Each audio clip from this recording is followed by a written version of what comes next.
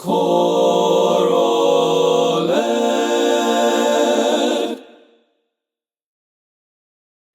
Hello, fellow choral directors, and welcome to another episode of ChoralEd. I'm your host, Micah Bland. Thanks so much for watching. Today, I am honored to be joined by acclaimed Indian-American composer and vocalist Shruthi Rajasekar as we discuss programming choral works based on Indian musical traditions. If you're interested in any of Shruthi's works, you can find a link to her website in the description below.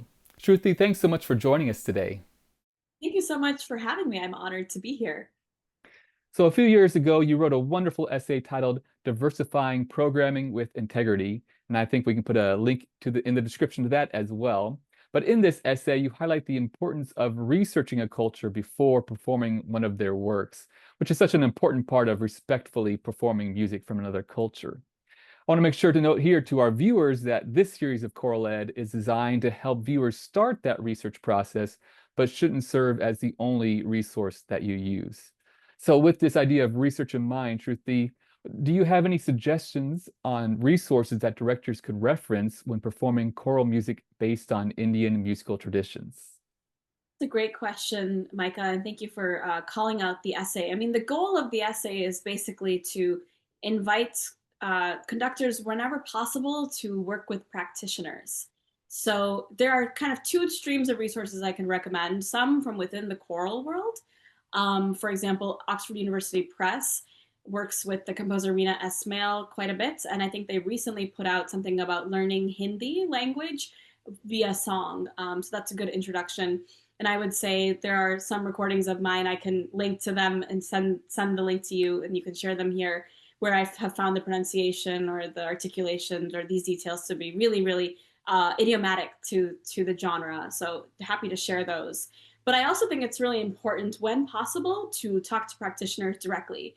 So I can recommend a resource that my mother is an Indian classical musician, a practitioner of this tradition, and a very versatile one.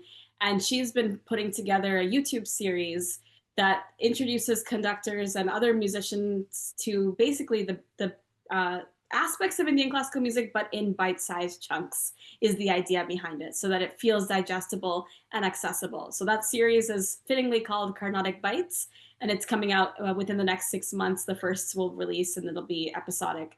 So that's a great resource. And the last thing I would say is, you certainly have someone in your community who has some connection to this tradition, especially if you're in the US. So I would encourage you to find the organization that hosts concerts, because they bring practitioners on who are on tour, as well as they can connect you to local folks who can come into your room and help you out directly. So I'd always advocate that person-to-person connection when possible, but there are things online like my mother's YouTube resource, like OUP, that's out there and available to people. Great. So yeah, I was going to ask where we could find that resource. So it's going to be on YouTube, I say, in the next couple of months, probably when this one is released. Yes, exactly. And with my mother's same last name as mine, Nirmala, I can give you that spelling as well to listeners to see. Wonderful. Awesome. And so, to my knowledge, talking about kind of more specifics here of researching various elements, to my knowledge, music from India utilizes microtones and quarter steps. What should a choral director know about microtones, and how do these relate to the musical scales? So actually, contemporary Indian classical music splits the octave into 12 semitones. We do have references in the ancient treatises to more, but probably for what's relevant to conductors today, we describe the music as having 12 semitones, but what you will hear is music that goes beyond that. People often say Indian music is something that's, you say one thing and you kind of do something more intricate underneath that. And so I think if I were to impart one thing a conductor can know about how this microtonality works, is it's gestural. It's not necessarily that we're labeling this a note between C and C sharp, but what you might hear is a motion that travels in that in-between space. So these are attached to the ragas of Indian classical music. Raga is a word that can mean scale, like the combination of notes that it has. It can also refer to pitch patterns that are almost melodic in nature, and the frequency of certain pitch patterns or notes in the scale more than others. So it's a weighted scale, if you want to think of it that way. And in some ragas, particularly the more intricate ones, there are a lot of these what are called gamakams. That's the word for those gestures, those oscillations, those ornamentations, however you want to translate the word gamakam. Um, I would say for the works that I create, I'm very conscious of, because I'm an Indian music teacher as well. I actually teach people to sing these within the Indian music learning spaces. I'm very aware of the ragas that are accessible and the ones that require years and years of training in that alone, which usually conductors don't have the time for that in their rehearsal spaces to spend, say, 3 years learning a raga. Usually they want to share something by the end of the year. So I usually will only choose to reference ragas that have that level of accessibility in them. What is really useful for performers, I feel, is when we give audio guides demonstrating it, because they're not things that can be notated within the Western notation system that we have today. People have come up with some really cool contemporary ways to do it, but I think the more complete way to express it is through an audio guide. So I would make an audio guide, for example, if I'm the composer, and the composer of a piece like this would usually be doing that as well. So I would urge you to spend time with that. And I have found it's not ensembles that have experience in this that do it well. It's those who just are willing to put in a lot of time with it. So even if you're new to this music, as long as you spend a lot of time listening to it, maybe listen to it at 0.8 speed if needed at times, and also let your singers listen to excerpts of that audio guide as well. I think that can be really, really helpful. So yeah, so is there anything maybe when we see a raga, or how will we know it's a raga or a gamaga? Is that the other one you That was, reference? yeah. Mm-hmm. How might a director know that, oh, this is this element, or that might be a little too in depth here? Yeah, that's a great question. I think, um, so to give you, I can give you a couple oral examples of gamakas right now. So you kind of, you see it, you know it, and then you see it kind of thing.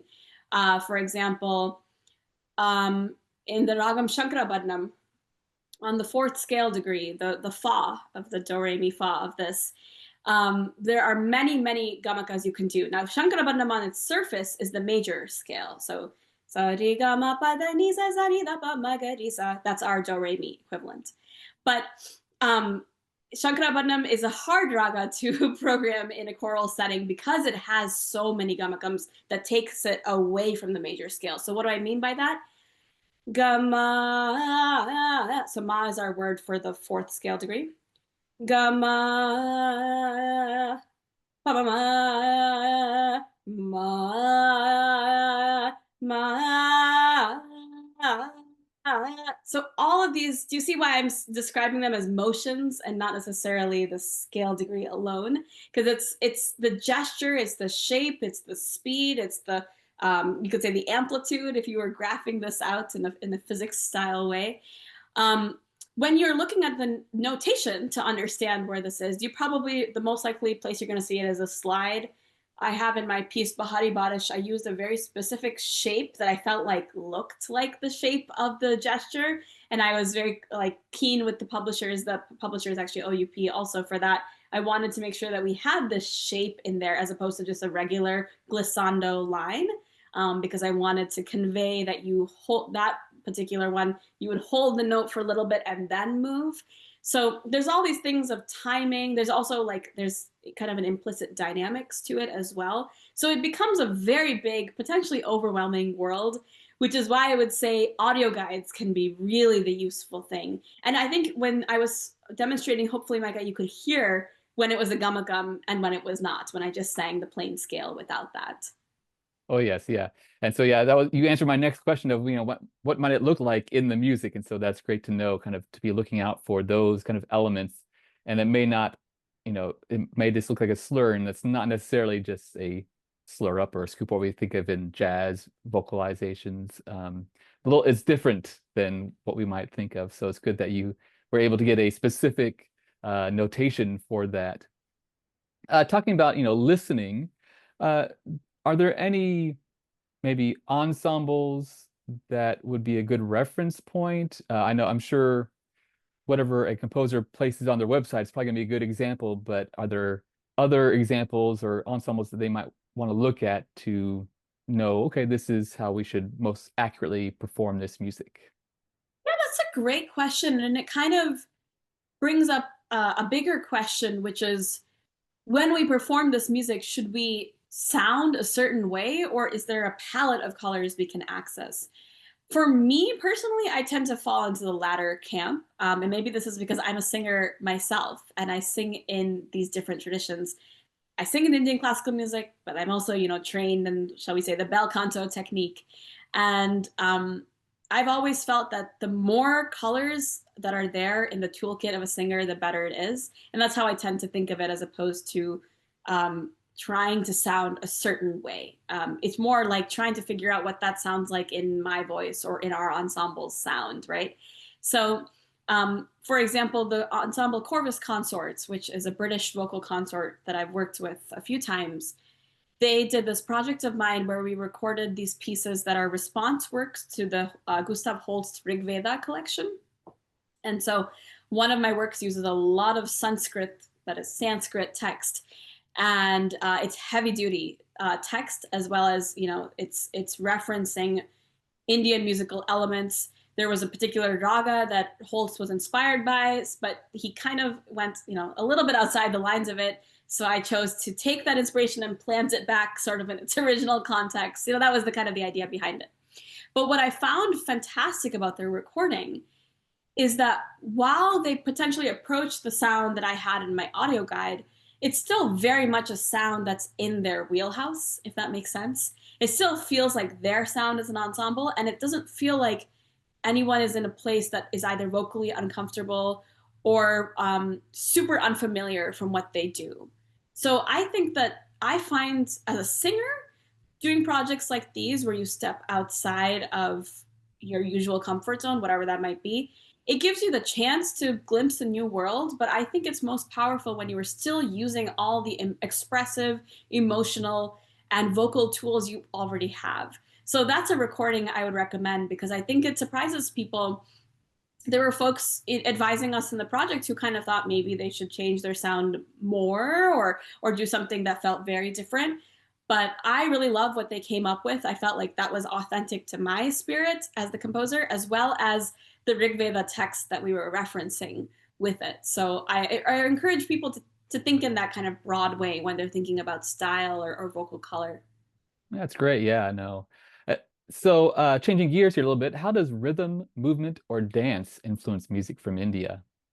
That's a fantastic question. So, broadly speaking, our understanding of rhythm is a little bit different than Western classical music in that you're not necessarily thinking, and I'm speaking specifically South Indian classical music, 'cause that's my first idiom, but I've studied some information about Hindustani as well, so it applies to other Indian classical music systems.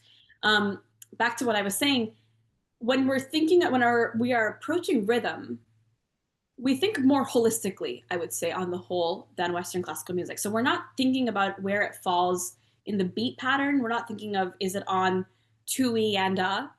Rather, if the goal is we're in a 4/4 system of thinking and our biggest subdivision is 16th notes, we want to make sure that everything adds up to 16 or whatever our goal is, or let's say 32 if it's over 2 bars.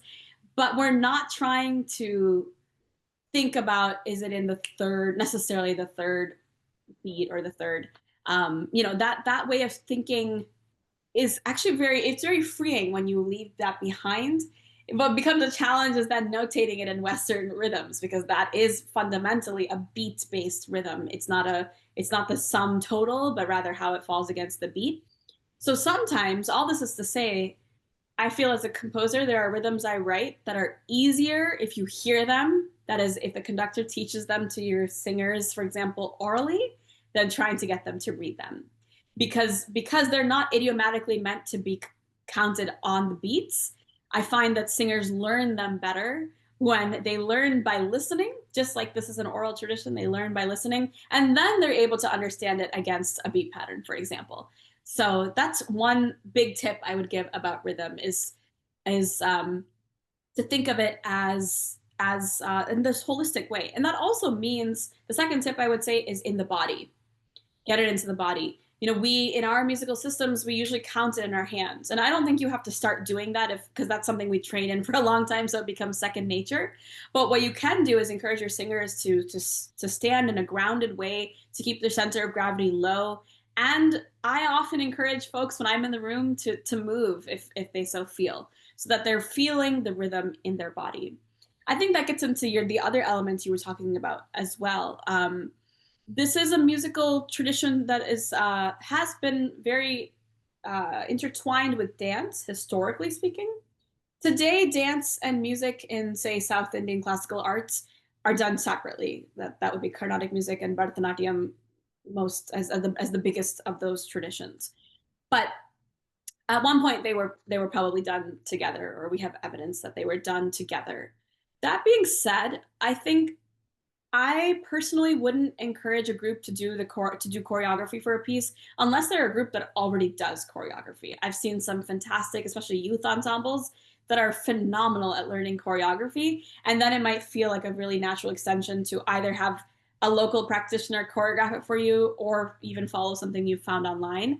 But I think that if that's not something your group naturally does, A, it can be overwhelming to add, and B, I don't know that it's necessarily idiomatic to add that. It depends on your interpretation. These are living, breathing traditions, right? So they keep evolving and changing. So in this moment in time, I'm a Carnatic singer, but I don't do any dance while I'm singing this tradition if I'm performing it. There's any motion I'm doing with my hand is unintentional.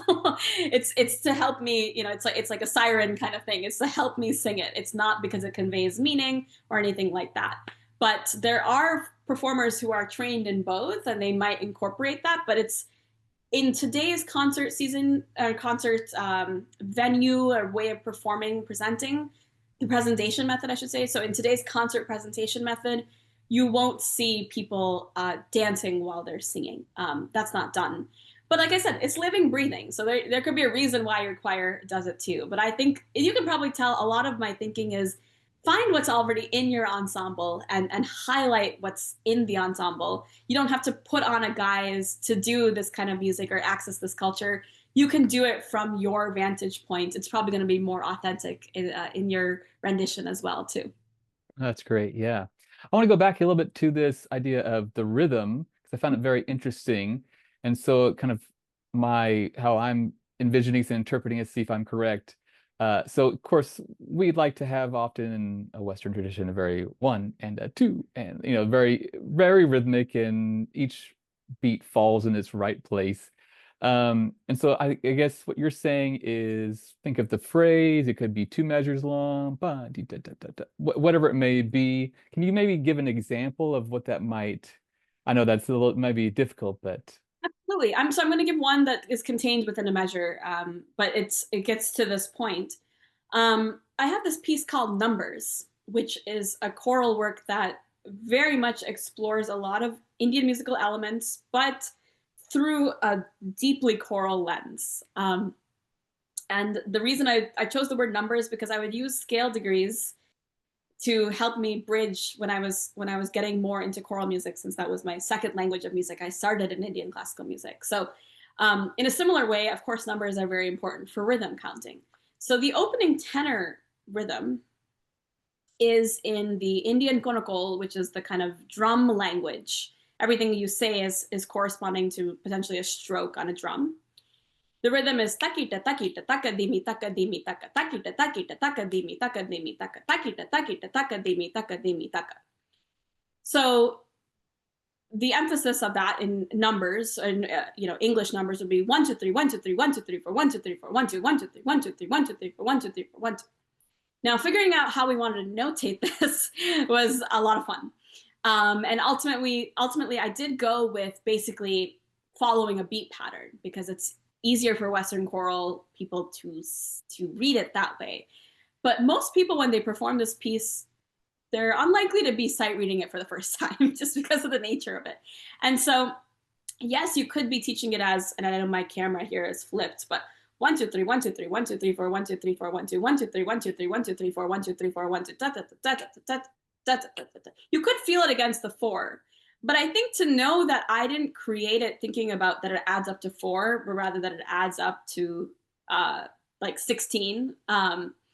I'm not thinking of it as 1 2 3 1 2 3, right? I mean, I have this very clear like phrasing, I guess you could say, for the Mhm. rhythm within the bar. Um, yeah, I think that maybe changes how you would perform it and how you would. I think the way that people tend to learn it is they feel it in their bodies, as opposed to, eyes glued on the conductor to understand where they're falling in the beat pattern. Um, if it's also helpful to share, when we do improv in rhythm for Indian classical music,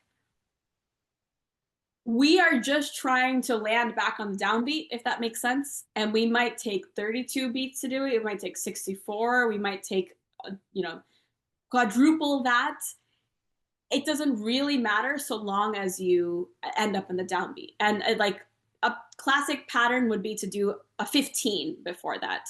I am not thinking yeah, I'm not thinking of it in the fours at all. I'm thinking of it as groups of fives. Three fives gets you that, gets you, if you leave one space before it, have a quick 16th note rest, you're going to end up on your music starts again at the downbeat. That's how the Kalpana Swaram, that's the term for that rhythmic improv, works. Um, so I don't know if that is helpful for me to just peel the curtain back on the compositional process a little bit here, the creative process. We just think of the rhythm in these numbers that don't necessarily aren't divisible by four necessarily, but we will do what it takes so that it fits into the big four. Yeah, thank you for that. That makes a lot of sense, and it kind of highlights then the feeling of it. I can see how feeling it is more beneficial than trying to figure it out. I think I could see directors kind of maybe emphasizing more syncopation if they were trying to do it as notated or it, as they see it notated, right? They could not sense the feeling of the large scale as you mentioned. So thank you for that demonstration. That makes a lot more sense for sure, at least for me. So, are there any performance elements that Western ensembles should avoid or be mindful of because it would be considered cultural appropriation or inconsiderate? Great question. You know, I think it's important for performers to think about where this piece comes from. And the onus on that for that is actually on the composers to be transparent in how we got to this point. And that's something composers can do a better job of. I always feel, all of us, myself included.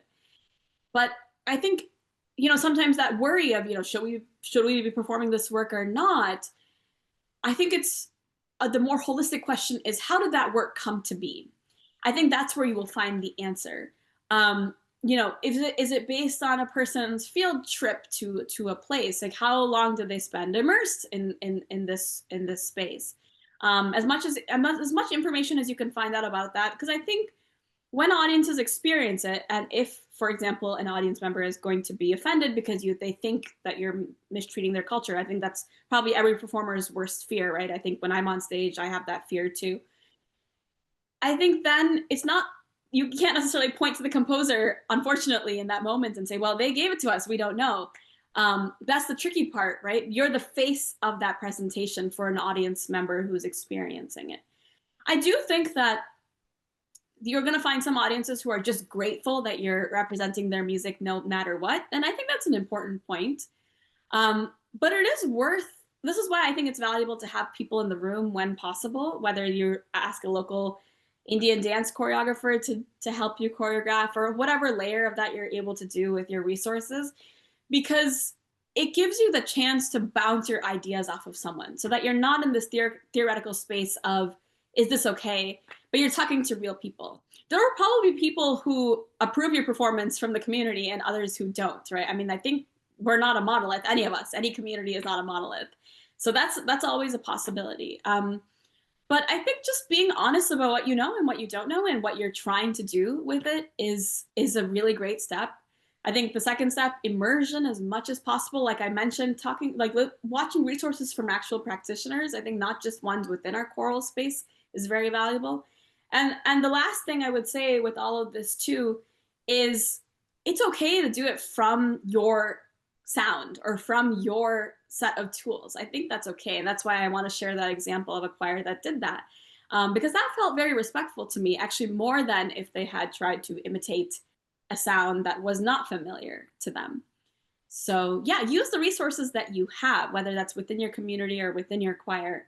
I think we don't have to expect that conductors be experts in everything. I don't think that's fair to conductors. But the fact that they're taking the time to watch this video shows that they have the right interests at heart with this, and they have the right approach. So I hope that's a helpful kind of litmus test for this as people are figuring it out. Yes, thank you for those suggestions. Very helpful. So talking also about you as a composer yourself, what are some works that you have written that would be a good introduction to Indian-based music for a middle school or high school choral ensemble? Yeah, let me recommend two works that are very different, but both have that Indian influence because everything I write has that Indian influence. Um, the first work is called Lingua Tonga, and I'll get you that spelling. It is a work that is Bollywood inspired. And something I did for the text specifically is that all of the sounds are actually English language sounds. So it's not taka taka tanga tanga, it's taka taka tanga tanga with that aspirated T.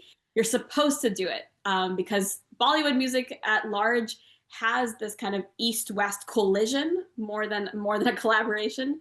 And so I really wanted to emphasize that. So I wrote this work for those choirs out there for whom that was a real jump to try to get the pronunciation. I wanted them to be able to access it anyway. And it's been done by choirs who are also really good at those sounds too. So it's definitely a permissive sort of piece, and it's meant to welcome people in. And people have choreographed that work actually, which is really fun. Um, the second work I would recommend is a piece called Heart of Earth. And on the surface of it, it might not look very Indian. It doesn't have an Indian title. It doesn't have any Indian words in it. But what it does have is it so has a musical style that can be learned orally, and it has idiomatic slides. The slides are idiomatic to the piece, not necessarily to one particular raga or something. But it has that same element that you get with Indian music, which is the boundaries of the musical world are contained in that piece. That's what a raga does, and that's what this piece of music does too. And it's got body percussion. So even though it doesn't have the Indian music elements the way you would explicitly see them, they're implicitly baked into the piece. And this gives you the chance to experience it without requiring that language skill or that prior knowledge of raga or any of those things, but still step into the world of idiomatic music. Yeah, thank you for those suggestions. They sound like a very helpful, as you said, kind of a step into that direction to kind of experience that a little bit first. Well, Shruti, I want to say thank you so much for joining us today. I know it will be very beneficial to all the directors out there watching this episode. Until next time, I want to say thanks for watching, and I hope you continue to inspire the future leaders of our world through this wonderful gift we call music. Thanks.